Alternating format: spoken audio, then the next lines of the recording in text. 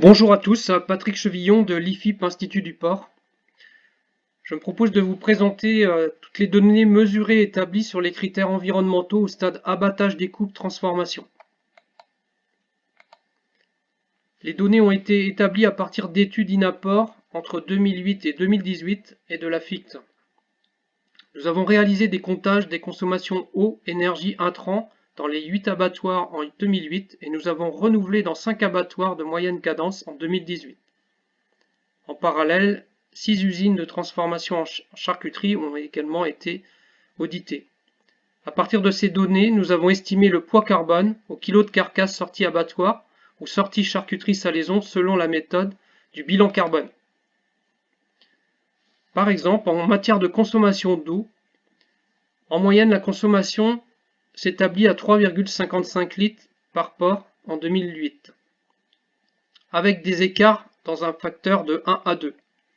Consommation d'eau étant répartie entre de l'eau chaude sanitaire mitigée, donc qui coûte en énergie, de l'eau qui va en boyauderie, assez souvent chauffée, du lavage des chaînes d'abattage des coupes, lavage bétaillère, eau utilisée dans les tours aéro-réfrigérantes, eau en porcherie et en station de traitement. Nous avons réactualisé ces données en 2018 dans 5 abattoirs. Nous observons toujours un facteur 1 à 2 avec une moyenne qui est assez proche de celle de 2008. Avec toutes ces données, nous avons établi également en sortie abattoir les dBO5. En matière de gaz, nous avons relevé les quantités d'énergie fossile non renouvelable en gaz dans les 8 outils. En moyenne, elles étaient de 18,2 kW PCI par porc. Principale utilisation, l'eau chaude sanitaire. Seconde utilisation, les fours à flamber. Et troisième utilisation potentielle dans certains outils de la cogénération. En 2018, la consommation est de 26 kW PCI par porc en gaz, avec toujours des écarts de 1 à 3. À l'abattoir 1, près de 13 kW PCI, abattoir 2, 45. Nous avons converti ces données à l'aide du bilan carbone en grammes de CO2 par kilo de carcasse, en lien avec le gaz. En moyenne, le bilan carbone en gaz s'établit à 70 grammes par kilo de carcasse. L'abattoir 1, on observe 40 grammes. L'abattoir 2, on observe 110 grammes. Donc, on observe des facteurs très importants qui impactent donc le poids carbone en sortie abattoir. En matière de consommation d'électricité, la moyenne était en 2008 de 16 kW avec des écarts de 1 à 3. Une grosse partie de l'énergie va à la production de froid et à la congélation, suivi de la ligne d'abattage, la station d'épuration, voire des postes comme la compression d'air. En 2018, nous étions à une moyenne assez proche de celle de 2008, près de 16 kW, mais toujours avec ces écarts importants, un facteur 5 à 6 même dans cette étude.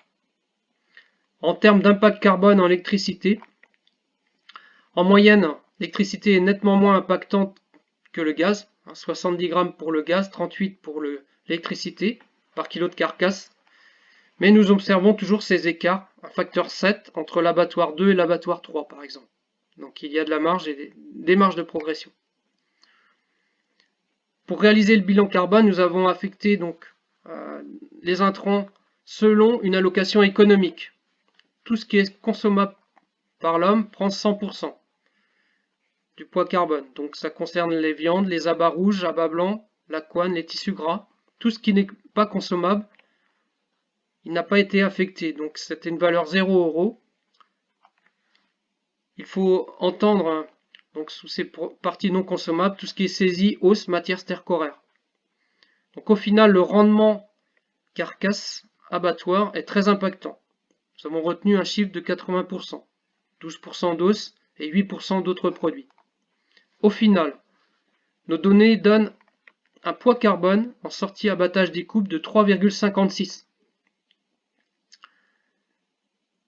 Ce sont des données assez proches des données établies en 2010 pour INAPOR, par rapport à nos voisins européens.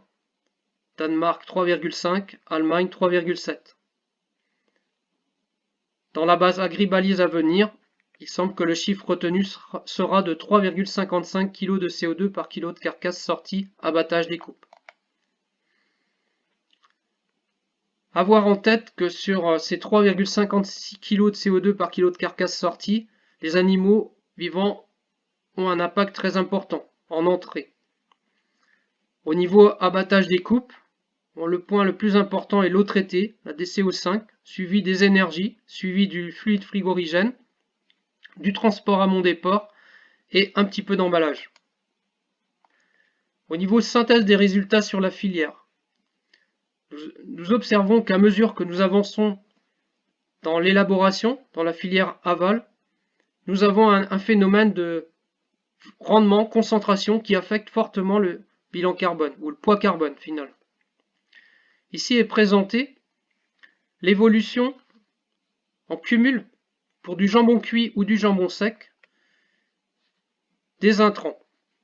Donc départ élevage, la culture de céréales pour produire 1 kg de porc vif est estimée à 1,61 kg de CO2. Va s'ajouter donc les facteurs de production en élevage, de pollution, etc. On va monter à 2,69 kg de CO2. Au stade abattage découpe, on observe donc le chiffre de 3,56 qui va être très impacté par le rendement de carcasse, établi à 80%.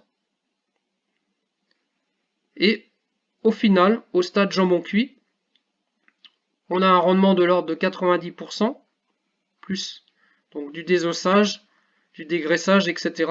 Au final, avec une allocation économique, nous finissons à 4,66 kg de CO2 par kilo de jambon cuit en sortie salaison.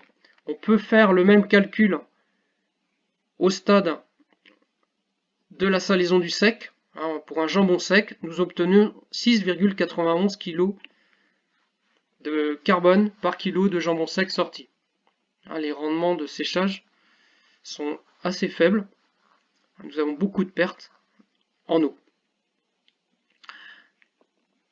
On voit clairement l'effet concentration ou l'effet rendement et le réel impact de chaque maillon. 1,61 pour produire les cultures, 1,08 pour l'éleveur, 0,20 pour l'abattoir et 0,68 dans le cas du jambon cuit. Idem pour le jambon sec. Au final est illustré ici donc ces cumuls de gaz à effet de serre et la part entre réellement ce qui rentre en intrant au stade de l'abattage découpe et de la transformation par rapport à cet effet concentration au rendement. Donc ceci est présenté pour le jambon cuit et ici est illustré la même chose pour le jambon sec où on voit cette part qui augmente fortement au final du fait de ce rendement de séchage très faible. Sur ces diagrammes sont illustrés à la fois le jambon cuit à gauche et le jambon sec à droite. Donc les trois premiers impacts sont similaires sur la filière, culture, élevage, abattage découpe et vient donc changer au stade salaison le mode donc, de transformation. En cuit, on va passer à 4,68 et en sec à 6,91. En conclusion, les animaux vivants constituent 80% du poids carbone des pièces de découpe sorties abattoirs. Il y a de la marge pour les réduire. Traitement de l'eau, énergie, transport amont, fluide frigorigène. Au stade transformation, l'effet rendement concentration est très impactant sur le poids carbone final. Et avoir en tête ces écarts entre le sec et le cuit. Voilà, je vous remercie pour votre attention. Quels sont les moyens de réduction des impacts environnementaux au stade abattage découpe? Premier point, c'est le choix des porcs. Il doit être le moins impactant sur les gaz à effet de serre. Donc, dans chaque modèle de production, VPF, label rouge, démarche privée, porcs biologiques, ceci sans opposer les systèmes qui ont chacun leur marché, On doit chercher dans ces systèmes les ports les moins impactants sur l'environnement. Il y a des solutions. Sandrine Espagnol nous en a présenté au stade élevage. Les rendements carcasses les plus efficients. Ils sont très impactants sur le bilan carbone final. Au travers de la génétique, la conduite de l'alimentation, d'élevage, on doit optimiser ces rendements de carcasse.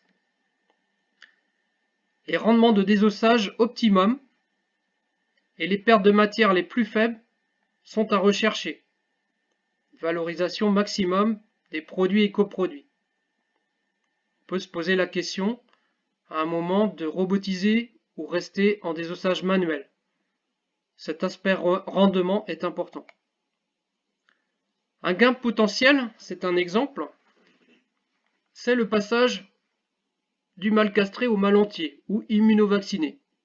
Bien sûr, si son marché de la viande l'accepte. En 2015, à l'IFIP, nous avions établi les impacts carbone selon que l'élevage était en castré ou mâle entier, voire en immunovacciné.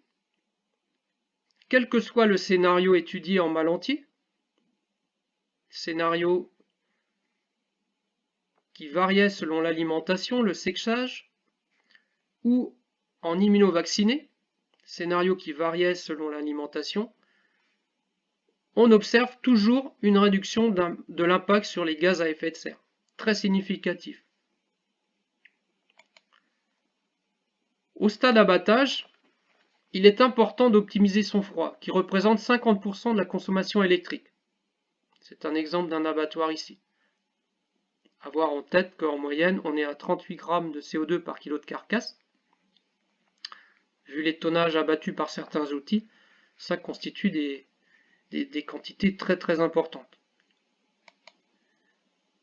Dans les priorités à regarder en matière d'électricité, il faut du comptage et des relevés, des bilans réguliers avec les équipes. Un coefficient opérationnel de performance de son installation est à mettre à jour, ce qu'on appelle le COP. Il existe des techniques de supervision, ce qu'on appelle les GTC. Il faut chercher à préchauffer l'eau sanitaire. Ça permet de réduire les consommations électriques, notamment du groupe froid. On peut également préchauffer de l'eau sanitaire au niveau des groupes de compression d'air. On peut se poser la question du froid choc négatif, qui est assez énergivore. On peut refaire un bilan de son poste luminaire. Aujourd'hui, il existe des LED, des systèmes avec de la variation d'intensité, consomme moins. Refaire le bilan sur ses moteurs. On a des moteurs EF, F1 moins énergivores. Auditer les postes compression d'air. Souvent, on a des fuites. Produire sa propre électricité. En matière de gaz, il faut penser aux énergies renouvelables en abattoir. Méthanisation en tête. On a quand même quelques outils aujourd'hui équipés en France.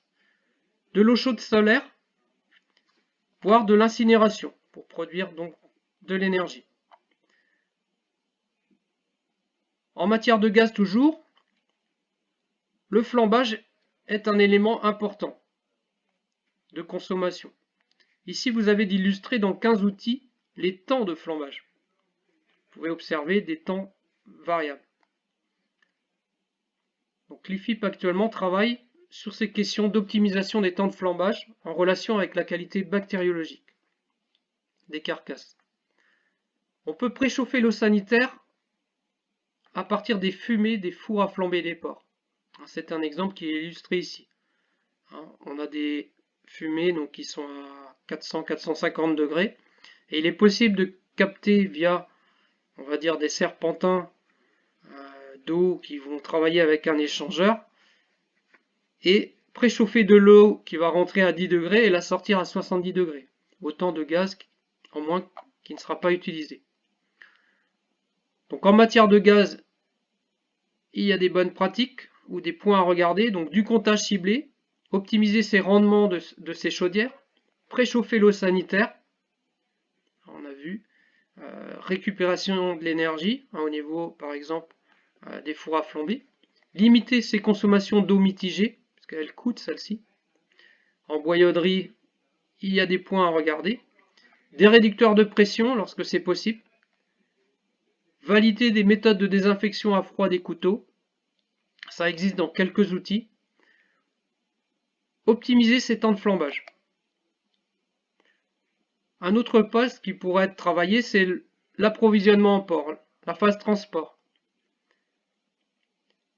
Bien sûr, on pense au temps de remplissage du camion, mais bon, globalement, ils sont quand même plutôt bien remplis. Mais ça peut être l'échange de ports entre zones, selon la proximité des abattoirs et les démarches qualité en place. Il faut que les démarches qualité en place, selon les outils, soient assez proches. On pourrait penser un jour à augmenter le tonnage des camions en animaux vivants, mais ce point est à discuter avec les administrations françaises et européennes. En conclusion, on a des marges de réduction des impacts carbone par ces choix. Le premier choix, c'est ces types d'animaux abattus selon ces marchés. Des choix techniques d'abattage des coupes. On a vu le froid, la chaleur, le gaz, l'eau et les traitements. Le process d'abattage des coupes en place avec récupération énergétique.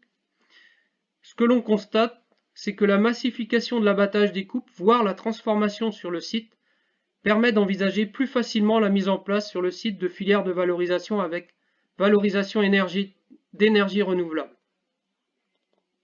Voilà, je vous remercie.